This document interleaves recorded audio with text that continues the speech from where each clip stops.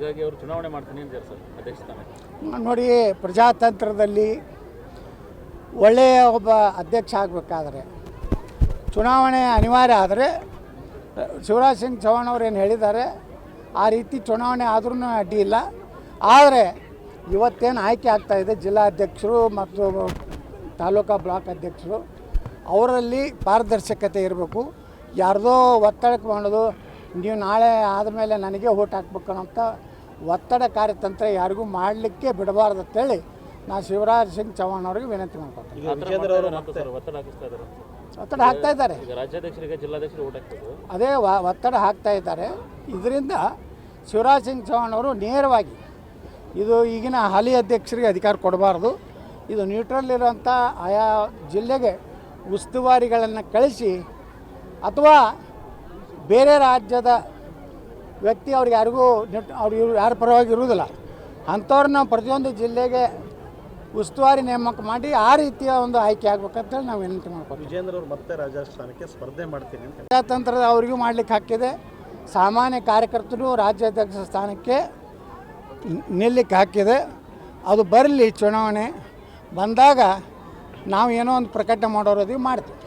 ನಿಮ್ಮ ತಂಡದಲ್ಲಿ ಯಾರು ನಿಲ್ತಾರ ನೋಡೋಣ, ನಾವು ಎಲ್ಲ ಸಿದ್ಧತೆಗಳನ್ನು ಮಾಡ್ಕೊಂಡಿದ್ದೀವಿ. ಚುನಾವಣೆನೇ ಆದರೆ ಯಾಕೆ ಹಿಂಸರಿಬೇಕು ಅಂತ ನಮ್ಮ ಗುಂಪಿನಲ್ಲಿ ನಿರ್ಣಯ ಮಾಡಿದ್ದೀವಿ.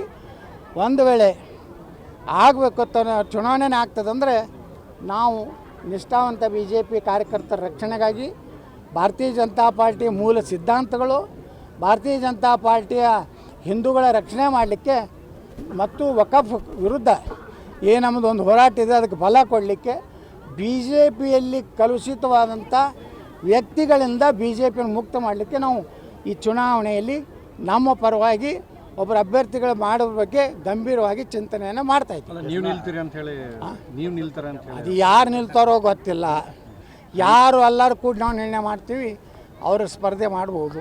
ಹೈಕಮಾಂಡ್ ಅವರಿಗೆ ಜಾಸ್ತಿ ಮಣೆ ಹಾಕ್ತಾ ಇದೆ ಅಂತ. ಯಾರಿಗೆ? ಅವ್ರೇನು ಹೈಕಮಾಂಡ್ದವ್ರು ಯಾರಿಗೂ ಮಣೆ ಹಾಕಿಲ್ಲ. ಪಾಪ ಹೈಕಮಾಂಡ್ದವರು ನ್ಯೂಟ್ರಲ್ ಆಗಿದ್ದಾರೆ, ಅದಕ್ಕೆ ಶಿವರಾಜ್ ಸಿಂಗ್ ಚೌಹಾಣ್ರನ್ನ ಕಳಿಸಿದ್ದಾರೆ.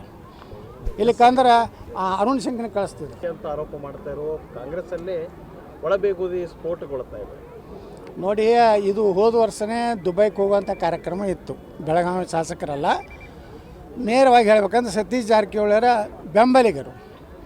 ಯಾಕಂದರೆ ಸತೀಶ್ ಜಾರಕಿಹೊಳಿಯವರು ಮತ್ತು ಸಿದ್ದರಾಮಯ್ಯ ಎಲ್ಲ ಒಂದೇ ಇದ್ದಾರೆ. ಅದು ಸಿದ್ದರಾಮಯ್ಯನವರ ನಿರ್ದೇಶನದಂತೆಯೇ ಎಲ್ಲ ನಡೆದಿರ್ತದೆ. ಒಟ್ಟಾರೆ ಕಾಂಗ್ರೆಸ್ನಲ್ಲಿ ಗುಂಪು ರಾಜಕೀಯ, ರಾಷ್ಟ್ರೀಯ ಅಧ್ಯಕ್ಷರು ಎಚ್ಚರಿಕೆ ಕೊಟ್ಟರು ಸಹ ಕೇರ್ ಮಾಡ್ತಾಯಿಲ್ಲ ಅಂದರೆ ಅಷ್ಟು ಅಸಮಾಧಾನ ಹೊಗೆ ಇದೆ ಅಂತ ಅರ್ಥ. ಅದಕ್ಕೆ ಇವತ್ತು ಈ ಒಂದು ಏನು ಬಡದಾಟ ನಡೆದಿದೆ, ಇವತ್ತು ನಮ್ಮ ಪಕ್ಷದಲ್ಲಿಯೂ ಸಹ ಅನೇಕರು ನಮ್ಮನ್ನು ಅಪ್ರೋಚ್ ಮಾಡಿದ್ರು ಕಾಂಗ್ರೆಸ್ಸವರು. ನಾವೊಂದು ಇಷ್ಟು ಜನ ಬರ್ತೀವಿ, ಈ ಸರ್ಕಾರ ತೆಗೆದು ಹಾಕೋನು, ಗ್ಯಾರಂಟಿ ಯೋಜನೆಗಳಿಂದ ಅಭಿವೃದ್ಧಿ ಆಗ್ತಾಯಿಲ್ಲ, ನಮ್ಮ ಮತಕ್ಷೇತ್ರಕ್ಕೆ ದುಡ್ಡು ಸಿಗ್ತಾಯಿಲ್ಲ ಅಂತ ನಮ್ಮಲ್ಲಿನೂ ನಮ್ಮ ಜೊತೆಗೆ ಅನೇಕ ಶಾಸಕರು ಮಾತಾಡಿದರು. ನಾವು ನಿರ್ಣಯ ಮಾಡಿದ್ವಿ, ಇಂಥ ಅವ್ರನ್ನ 45 ತೋಡ್ಕೊಂಡು ಮತ್ತೆ ಅದನ್ನೇ ಹೊಲಸು ಕೆಲಸ ಮಾಡೋದು ಬೇಡ.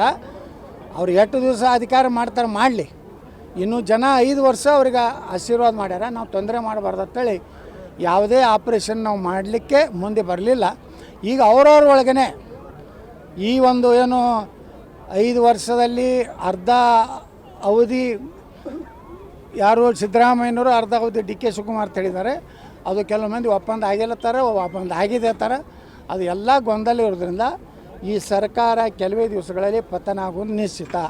ಮತ್ತು ಕರ್ನಾಟಕ ವಿಧಾನಸಭೆ ಚುನಾವಣೆ ಆದ್ರೂ ಆಶ್ಚರ್ಯ ಇಲ್ಲ. ಈಗ ಯಾವ ಶಾಸಕ